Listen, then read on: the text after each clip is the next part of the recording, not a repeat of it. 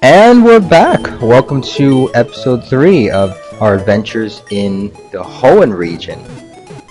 So, I have 4 Pokemon here. I actually spent some time training them a bit, and I caught 2 others, which you'll see later on. So, I have a party of 6 for now, so we're gonna see, this makes our walkthrough a little easier, hopefully, since there'll be some types that Trico might not be able to handle. So it's always good to have some extra Pokemon at your disposal. And I actually caught a Talo, but I don't have it in my party at this moment. Oh yeah, so you can set up your profile, so this way when other trainers, well there wasn't Street Pass or anything, this was a Game Boy Advance game back then, but I guess when you trade mixed records, you'd be able to see the other trainer's profile or something like that. So yeah, you can put something nice, something cool, or something random. So anything you want out of 4 words. So I am gonna choose something random. Yeah, I wonder if you could put "my body is ready." Oh, I'll put something else random. Clear body. I am a Pokemon great. So yeah, it's just a funny little thing you can play with. So as I was saying, I have a party of 6, and I caught a few Pokemon off of Route 104 while the camera was off. So you might see some of my Pokemon leveled up, and I've already actually caught a Talo, so I have a clear body. Yeah, something random. Ha ha ha. So yeah, I don't know, I like these little aspects of the game. You do like random things, setting up your profile or whatever. And yeah, we're gonna go upstairs and check out the Pokemon Cable Club. We can't actually use it since this is a ROM, but there are ways you can actually connect through Wi-Fi to other people's ROMs, but I'll get into that later on. But it's only accessible with a ROM, not in the actual game, obviously. There's the Battle Center, the Trade Center to the right over here, and finally we have the Record Exchange, where, like I said, you can exchange records such as, also I believe, your trainer's name thingy there, your profile. Or it might be when you see the other trainer while you're trading, I'm not really sure. I have to trade with someone to find out again. So yeah, we're going to attempt to take on our first Pokemon gym here. Or see if we can. So there's Dad. Hey, how's it going, Dad? Yeah, I have my first Pokemon and I'm ready to become a Pokemon Master.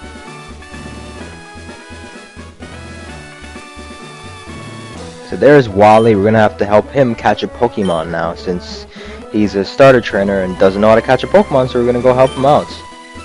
So yeah. He's gonna loan him a Zigzagoon to help him catch a Pokemon, which happens to be a Ralts.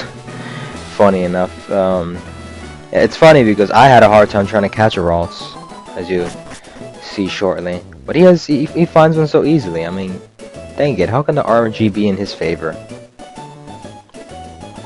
Look at this.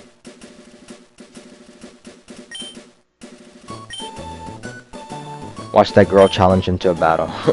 That would be funny if that happened. If he passed by the other way and she's like, "I challenge you to a battle," and he's like, he doesn't have any Pokemon, so how can he can't battle a trainer about a Pokemon? Well, oh, he had a Zigzagoon actually, but that's true. So yeah, he's gonna catch this Ralts here, and like I said, it's just like, how does he find a Ralts on his first try? Like, it took me a good amount, I think at least 15 minutes before I found the Ralts in the wild. My first time when I was trying to catch a Ralts when I had Pokemon Ruby. It took a while, at least 15 to 20 minutes, and it was like, you know, the only reason I knew it was Ralts in Route 102 here is because I had a guidebook, so it told me all the Pokemon that were hiding in the wild and all that. So it was the only way I knew, and that's why I just kept searching through the grass, and it was annoying, like spending like 20 minutes Just going through grasses full of zigzagoons, puchianas, and wormpools, and no routes. Okay, anyways, yeah, so he's gonna say, yeah, he finally caught his first Pokemon. He's gonna have to give him back to Zigzagoon. And I guess he's gonna go on his own adventure, so awesome. And unfortunately, I guess we can't challenge this Pokemon gym at the moment. We can't challenge Dad yet, because he's too powerful. So we'll have to get 4 gym badges before we can challenge him, as he's about to say.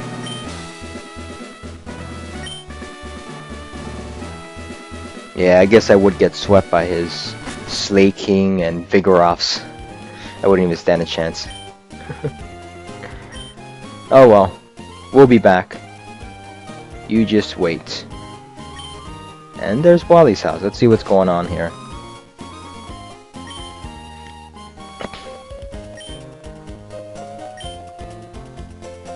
Sure thing. So it seems he did take off to Verdant Town. That was fast. He like took off and he took off running over there. I bet he swam across the water. Or however you get to Verdant Town. I don't know. Like seriously, how does he avoid all those trainers? Like I bet he must have like flown over them to Verdant Town. Like you find him so fast. Alright, so off to our next route and towards Rustboro City. So yeah, we're gonna have a few more trainer battles here and try to look for some Pokemon. As I mentioned, I already caught a Tailo. You can catch a Tailo in this route, 104. You can also catch a Wingull here, but I don't find one in this episode. But you know, just so you guys know, you can catch those 2 Pokemon there, Wingull and Tailo. Also, this girl's not a trainer. I thought she was gonna challenge me because she was like looking straight into point view there. But this guy running in the sand, he wants to battle. So we're gonna take him on. He says leaving footprints in the sand is so much fun. Oh yeah, sure. And then they disappear. Alright, so we're gonna let my Poochyena here get some action. Gonna go for a Howl to increase our attack, and then have some stronger tackles. So here, Seedot is gonna Bide. Basically what Bide does is if any attacks that I try to hit it with will get stored and rebounded against me at double the power. So definitely don't want that if it's gonna survive. So I'm just gonna power up as much as I can. I mean, I could have actually powered up 6 times. Well, I didn't really want to stall too much, so I figured I'll just kill it. Knock it out. Mind me. So we're gonna take out the Seedot with some tackles, and yeah, pretty much, because the only moves it can learn is Harden and Bide. So unfortunate for Seedot, because I'm not gonna fall for that. So he has a Tailo too. See, this is what I mean. I had to watch out for things like this because I have, what do you call it? Yeah, I have a Trico which is weak to Tailo's Peck. So don't really want to be careful for that. So here he's going to get a critical hit quick attack, so that's not looking too good. I'm going to have to actually switch out. And I'm looking at Trico. Unfortunately, it's my only option, which is what I said. You really have to be careful. But fortunately, the damage I have on it should be good enough to take it out if it does have Peck. Well, obviously it does have Peck, but if it uses it, he's going to go for a Focus Energy. Getting all pumped. And I'm just going to try to weaken it with Pound, hopefully take it out, and just finish it off with an Absorb. I figured he might survive the next attack. I'm not really sure, so I don't want him to survive it due to Growl attack decreases. So yeah, I'm gonna take this thing out, and Poochyena's gonna level up, and so is Trico. So awesome! All of our Pokemon are getting stronger here. Oh, definitely great. I think we're almost ready for our first gym battle. We just have to prepare a bit more. So let's see what lies inside the forest.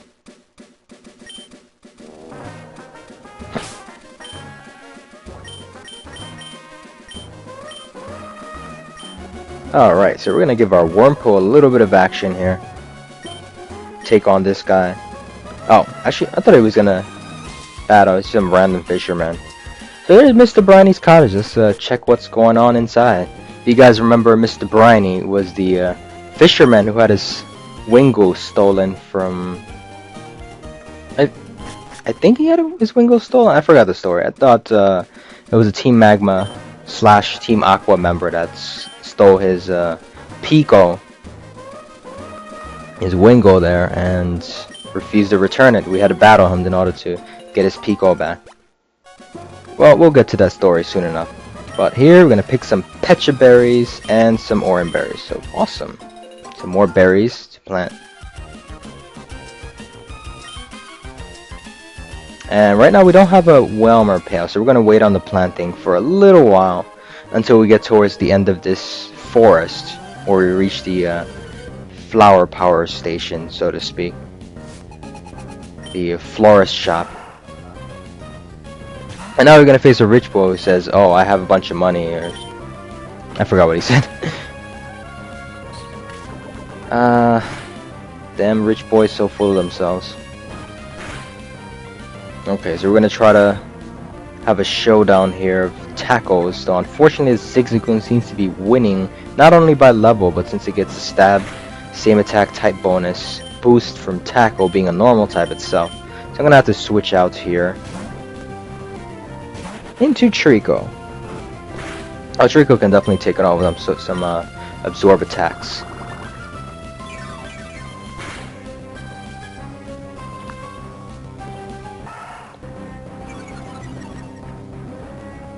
And yeah, so we're just having some trainer battles here, and this guy's gonna be a douche and use a full restore. I was actually worried about that. I just remember some of them used to use those items. That was very annoying. Well, gonna just take it out with two more absorbs. And oh, looks like that's gonna be a crit. Deserve that for using full restore. Son of a gun. Ah, these guys are annoying. Serves you right, rich boy. Because you cheating. Oh, and Wormpole's gonna evolve. Ooh, finally. It evolves at level 7, I almost forgot. Into, let's see if it's gonna evolve into Silcoon or Cascoon. Which is it gonna be? Only fate will decide. And it's a Silcoon! Oh, look at that. Looks like maybe I could have had a replacement for Trico. No, there is no replacement for Trico. Well, it does learn Absorb, now that I remember, as a Beautifly. So if I were to level it up to a Beautifly, I could use it to take on the first gym. Being that the gym leader does have a nose pass that's very bulky, so I might want to be careful for that. So definitely can take a few good hits, even from Trico, but we'll see how that goes later on. So now we're going to switch in Ralts to give it a bit of chance to get some action. And onwards to Petalburg Woods, so let's see what lies beyond here. Ooh, it's kind of gonna be a small maze. Not too bad. Fairly straightforward. So just some tips there, and we're gonna take on this bug trainer here. Which hopefully shouldn't be too bad.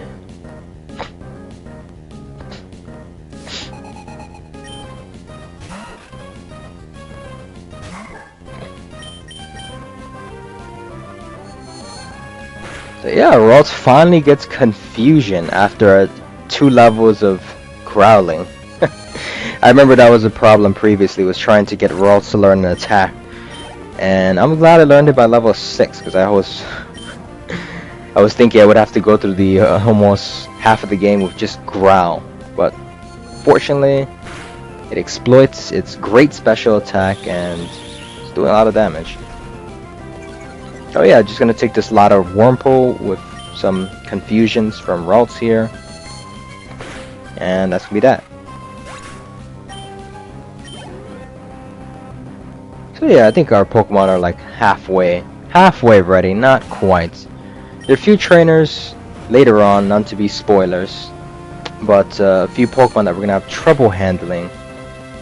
One part because I forgot one of the Pokemon had a type that I can hit with a grass type move, but that'll be foretold later on. Some other bug trainer with a very bulky bug type. Okay, so he just has a team of 6 wormholes here apparently. Well, I guess there's some good experience in any case. We'll just knock him out, get some experience. And string shot apparently misses. I guess it's 95 accurate. I didn't even thought it was 100 accurate. I didn't even know it could miss. So just gonna take these things out with confusion.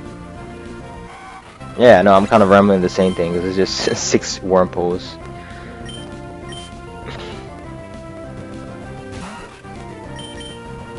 So I might need a flying type for the second gym. I'll have to pick up the Talo I actually caught. I should have brought it on my team since there's bug types in this forest here, but I guess we'll handle the situation a little differently. But just a tip, always have a flying type, because these forests are definitely a lot quicker when you do have a flying type to peck or wing attack them.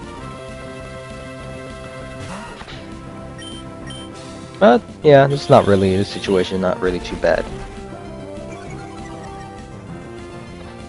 yet. Alright, so on to his last wormhole. Awesome, so just gonna take that out. Well, I guess 1 level is not so bad. We're all just getting a lot of experience here in any case. It's almost at level 8. Okay. There we go, 34 more experience, and we finally beat this bug trainer after a long while of stalling. No. So let's look for some items here. The paralysis heal. It's always good to look for some items. They can be handy, and well, I do it for collector's purposes. I like collecting items for minigames, so it's kind of a habit. Kind of like a little side quest for me. Yeah, so just gonna run away from these Pokemon. Don't really want to waste time. And we're gonna check down here because there's actually an extra item, and I believe a lady gives us something. I forgot what it was. So here's a Talo, but I actually already caught one. Otherwise, I would have caught this one. So yeah, I think we're just gonna kill it with confusion because I don't think we can run away from it. So that was actually the only reason I wanted to knock it out, because I knew I couldn't run away from it. However, it could have probably critted me with a quick attack in hindsight, so it's a little risky. But oh well, Ralt is okay, that's all that matters. So we're going to cross the grass here, and not sure if this guy wants to battle, so I'm going to... Oh, Zigzagoon has an item, so I'm going to take that off. I'm going to switch in somebody to battle. Not sure if this guy wants to battle, but I'll take my chances. Oh. Oh, he's just giving us a tip. Okay. Oh, he gives us a good tip. There's an item right there. Ah. That's always important in this game. Always check the patches of grass. Well, the empty patch in between the patches of grass, as you notice there. So those usually have items. And she gives us a tip. And we're gonna get another Pokeball. So awesome. That was cool, I guess. Items are always great. So we're gonna head back. Another wild Pokemon here. Oh, a Slack Off. So that's another Pokemon you can find here. But it has that kind of annoying ability that causes it to slack off. Oh no! We got a critical hit on it! Oh, I actually kind of wanted to catch it. Oh, I didn't think a critical hit would happen. It was hoping to get one confusion, and then it would attack, and I would try to catch it while it's slacking off, but... Oh, that's too bad. I guess we have to wait until next time then to find one. Not even sure how rare they are. I mean, I don't know if I would really use one on my team. Maybe in competitive battle, but it's still, that lackluster ability is just kind of annoying to play with. Well, in any case, we'll find one because I want to catch them all again. Yeah, I want to complete my Pokédex. So I'll probably do a separate tutorial on that, on how to find all the Pokemon in Ruby and where to find them and which ones are in Sapphire. Ah, there's a random guy here. But he's looking for a Shroomish. Oh no, who's that? Suddenly the music changes. And there's a random guy in a hoodie. It's Team Magma! He's trying to steal something from this guy. Oh man, what's gonna happen? I think we'll have to stay tuned for the next episode, so stay tuned for more.